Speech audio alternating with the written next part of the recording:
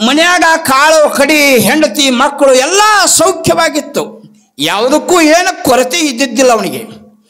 ಅಡ್ಡಾಡಕ್ಕೊಂದು ಗಾಡಿ ಇತ್ತು, ಇರಾಕೊಂದು ಮಣಿ ಇತ್ತು, ಉಡಾಕ ಬಟ್ಟಿತ್ತು, ಮಲಗಾಕ ಮಂಚಿತ್ತು, ಉಳ್ಳಾಕ ಹೊಲ ಇತ್ತು, ಬಿತ್ತಾಕ ಎತ್ತಿತ್ತು, ಎಲ್ಲ ಅನುಕೂಲ ಇತ್ತು. ಮಕ್ಕೊಂಡಿದ್ದ ಒಂದು ಕನಸು ಬಿತ್ತು ಅವನಿಗೆ. ಕನಸು ಮನದ ಮುಂದಿನ ಆಸೆ ಮಾಯೆ.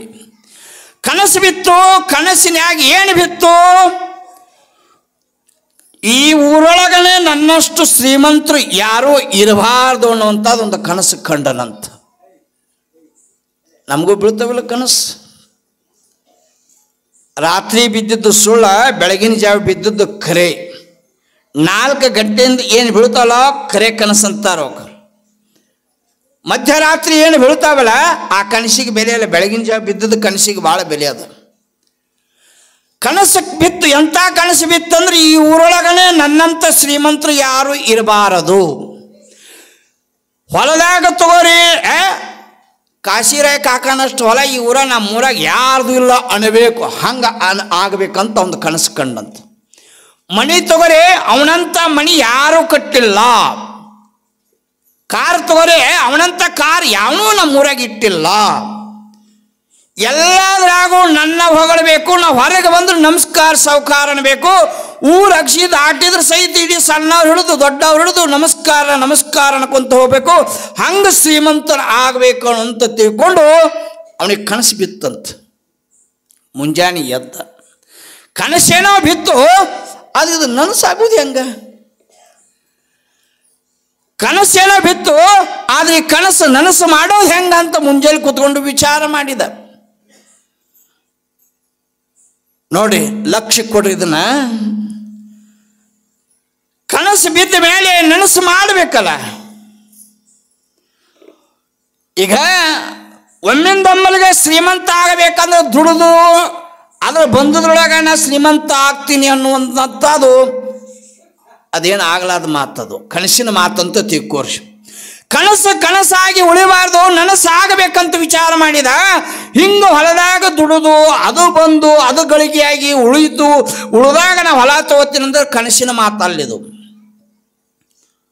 ಒಂದೀಟು ಕೈ ಹೊಲಸು ಮಾಡ್ಕೋಬೇಕಂದವ. ನಾವು ಯಾವುದೇ ಕೆಲಸ ಮಾಡಲಿ ಕೂಲಿ ಮಾಡಿದ್ದು ಬಂದದ್ದು ಸ್ವಚ್ಛದ್ದು. ನಾವು ಕೂಲಿ ಕೆಲಸ ಮಾಡಿ ಏನು ಪಗಾರ ಬರ್ತೈತಿಲ್ಲ ಸ್ವಚ್ಛದ್ದು ದುಡ್ಡು. ಮತ್ತು ಕೂಲಿ ಮಾಡಿ ಬಂದ ಪಗಾರಕ್ಕಿಂತ ಹೆಚ್ಚಿಗೆ ಆಸೆ ಏನು ಪಡ್ತೀವಲ್ಲ ಅದು ಹೊಲಸದ್ದು. ಕೈ ಹೊಲಸು ಮಾಡ್ಕೊಳ್ಳೋದು ಅಂದ್ರೆ ಏನೋ ಲಂಚ ತಗೊಳ್ಳೋದು, ಇಲ್ಲ ಮತ್ತೊಬ್ಬರು ಗೋಣು ಮುರಿದು, ಇಲ್ಲ ಮತ್ತೊಬ್ಬರಿಗೆ ಟೆಪಿಗೆ ಹಾಕೋದು, ಇಲ್ಲ ಮತ್ತೊಬ್ಬರಿಗೆ ಮೋಸ ಮಾಡೋದು, ವಂಚನೆ ಮಾಡೋದು. ಯಾವುದಾದ್ರು ಒಂದು ಕೆಲಸ ಮಾಡ್ಬೇಕಂದ್ರೆ ಕೈ ಹೊಲಸಾಗಬೇಕ. ಸ್ವಚ್ಛ ಅಂದ್ರೆ ಪಗಾರಂದು, ಹೊಲಸು ಅಂದ್ರೆ ಮತ್ತೊಬ್ಬರಿಗೆ ಮೋಸ ಮಾಡೋದು. ಇವ ಅಂದ ಸ್ವಚ್ಛದಿಂದ ಈ ಕೆಲಸ ಆಗೋದಿಲ್ಲ, ಕೈ ಹೊಲಸು ಮಾಡ್ಕೊಳ್ಬೇಕಂದವ. ಕೈ ಹೊಲಸು ಮಾಡ್ಕೊಳ್ಬೇಕಂದ್ರೆ ನಾ ಬಿಡಬೇಕು, ಈ ಊರು ಎಲ್ಲರೂ ಹೋಗಬೇಕು ನೋಡ್ಬೇಕಂದವ. ಏನಾದರೂ ಮಾಡಿ ತರಬೇಕು, ಒಟ್ಟ ಗಳಿಸ್ಬೇಕು. ಇದ್ದದ್ದು ಸಮಾಧಾನ ಕೊಡಂಗಿಲ್ಲ ನಮಗ. ಏನು ಅದಾವಲ್ಲ ಇದ್ದದ್ರಾಗ ಸಮಾಧಾನ ಪಟ್ಟಿವಂದ್ರೆ ನಾವೆಲ್ಲರೂ ಶರಣರಾಗ್ತೀವಿ. ಉಣ್ಣುವುದು ಒಂದು ರೊಟ್ಟಿ, ಮಲಗುವುದು ಅರ್ಧ ಮಂಚ. ಹೌದಲ್ರಿ? ಪಡಿಯಕ್ಕೆ ಆದ್ರೆ ನಾವು ಹೊಟ್ಟೆ ತುಂಬತೈತಿ. ಮಲಗಾಕ ನಾವು ದೊಡ್ಡ ಮನೆ ಕಟ್ಸೀವಿ, ಮನೆ ತುಂಬ ಮಕ್ಕೊಳ್ತೇನು? ಮಕ್ಕಳದ ಒಂದು ಕೋಲಿ, ಆ ಕೋಲಿ ತುಂಬ ಮಕ್ಕೊಳ್ತೇನು? ಅದ್ರಾಗ ಒಂದು ಮೂಲಿ ಎಲ್ಲಿ 4 ಅಡಿ ಜಾಗದಾಗ ಮಲ್ಕೊಳ್ತೀವಿ ನಾವು. ಹೌದಲ್ಲ? ಇದ್ದುದ್ರಾಗ ಆನಂದ ಪಡೋದು. ಎಲ್ಲ ಸೌಖ್ಯ ಸುಖದಿಂದ ಇಟ್ಟಾನ ದೇವರಂತ.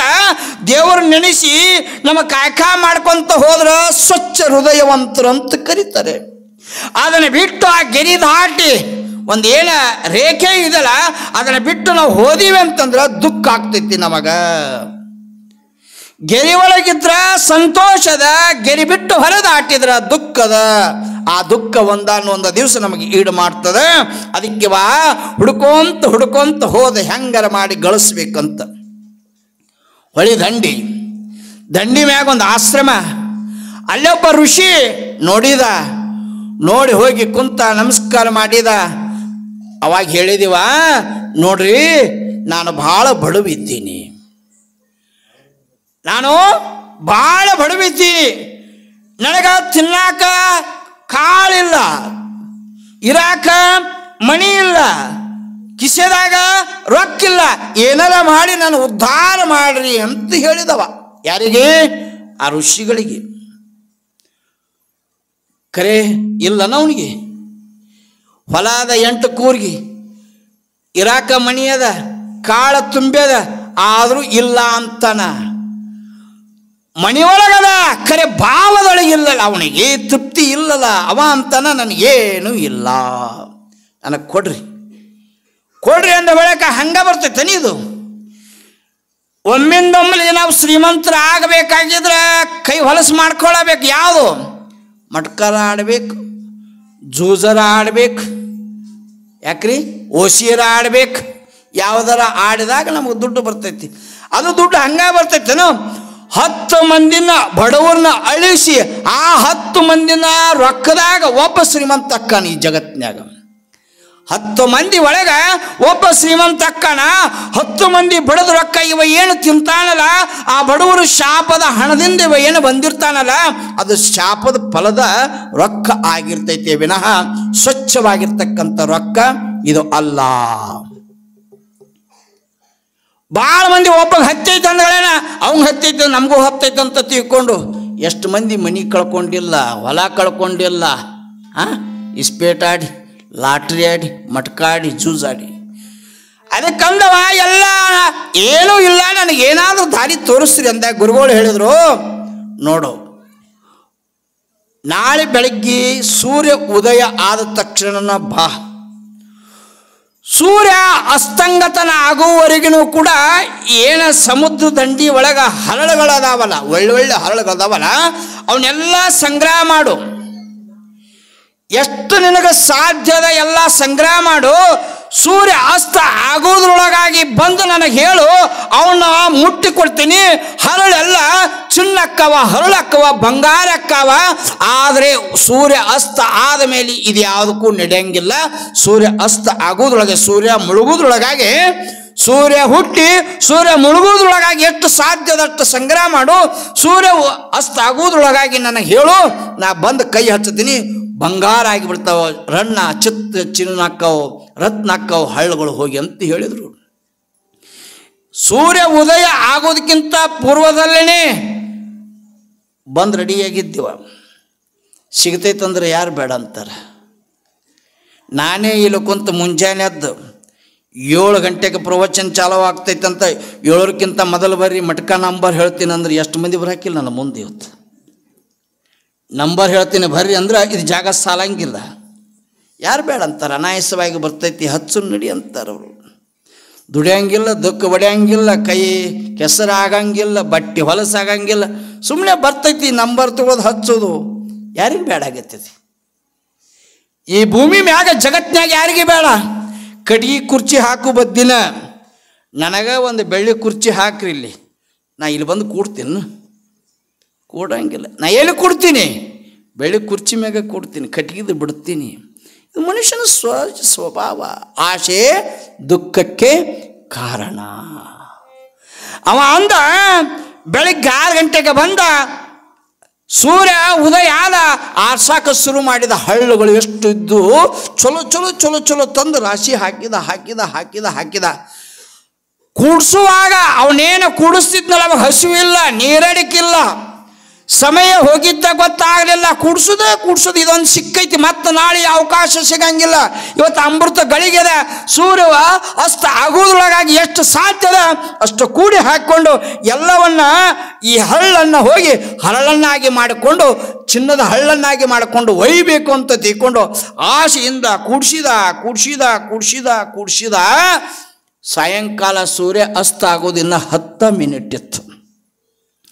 ಇನ್ನ 10 ಮಿನಿಟ್ ಅದ. ಗುರುಗಳ ಕರ್ಕೊಂಡ್ಬಂದ 5 ನಿಮಿಷದಾಗ ಮುರಿತೈತಲ್ಲ, ಇನ್ನ ಯಾಕೆ 5 ನಿಮಿಷ ವೇಸ್ಟ್ ಮಾಡ್ಬೇಕು, ನಾಳೆ ಸಿಗಂಗಿಲ್ಲ ಅಂತ ಅದನ್ನೂ ಆರ್ಸಕತ್ತ 3 ಮಿನಿಟ್ ಉಳಿತು ಅಂದ. ಇನ್ನು 3 ಮಿನಿಟ್ ಉಳ್ದದ. ಇನ್ನು ಮತ್ತಿನ್ನ ಲೇಟ್ ಆದ್ರೆ ಕಳ್ಕೊಳ್ದಾಕೈತಂತ ಗುರುಗಳ ಕಡೆ ಹೋದ. ಆಗಲೇ ಸೂರ್ಯ ಅಸ್ತಾಗಿ ಬಿಟ್ಟಿದ್ದ. 6 ಗಂಟೆ ಆಗಿತ್ತು. ಯಾಕೋ ಅಂದ್ರು, ಯಪ್ಪ ಎಲ್ಲ ಕೂಡ್ಸಿನಿ, ಬಂದು ನಿಮ್ಮ ಹಸ್ತ ಹಚ್ಚ್ರಿ, ಎಲ್ಲ ಕಲ್ಲುಗಳು ಹೋಗಿ ಹರಳಾಗಲಿ ಬರ್ರಿ ಅಂದ. ಹುಚ್ಚ ಕಳ್ಕೊಂಡಿಲ್ಲ ಆ ಸಮಯವನ್ನು ಅಂದ್ರು ಇವರು. ಹುಚ್ಚ ಆ ಸಮಯವನ್ನು ಕಳ್ಕೊಂಡು ನಿನಗೆ ಏನು ಎಚ್ಚರಿಕೆ ಕೊಟ್ಟಿದೆ? ಸೂರ್ಯ ಅಸ್ತಂಗತವಾಗುವುದಕ್ಕಿಂತ ಮೊದಲೇ ಬಾಂದಿದೆ, ಈಗ ಅಸ್ತ ಆಗ್ಯಾನ, ನೀ ಮಾಡಿದ್ದೆಲ್ಲ ವ್ಯರ್ಥ ಆಯಿತು, ಹೋಗಿ ಆ ಚಾನ್ಸ್ ಸಿಕ್ಕಿಲ್ತಲ್ಲ ನಿನಗೆ ಹೋಯ್ತು ಅಂತ ಕೊಂಡು ಹೇಳಿದ್ರಂತ. ಎಷ್ಟು ದುಃಖ ಆಗಿರಬಾರ್ದು ಅವನಿಗೆ. ಸ್ವಲ್ಪ ಅವ ಒಂದು 10 ಮಿನಿಟ್ ಮುಂಚಿತವಾಗಿ ಬ್ಯಾಡ ಬಿಡು, ಇಷ್ಟು ಸಿಕ್ಕೈತಲ್ಲ ಸಾಕಂತ ಆನಂದದಿಂದ ಬಂದಿದ್ದಂದ್ರೆ ಅಷ್ಟ ರಗಡ ಹಾಕಿತ್ತು ಅವನಿಗೆ. ಹಂಗಾಗೋದಿಲ್ಲ ಇದು. ಹಂಗ ಹಾಕಿಲ್ಲಂದ್ರು ಆಗಾಕಿ ಮನಸ್ಸು ಬಿಡಂಗಿಲ್ಲ. ಯಾವುದು ಬಿಡಂಗಿಲ್ಲ ಅದಕ್ಕೆ ಇದಕ್ಕೆ ಮಾಯೆ ಅಂತ ಕರ್ಕೊಂತ ಬಂದರು ನಮ್ಮ ಶರಣರು.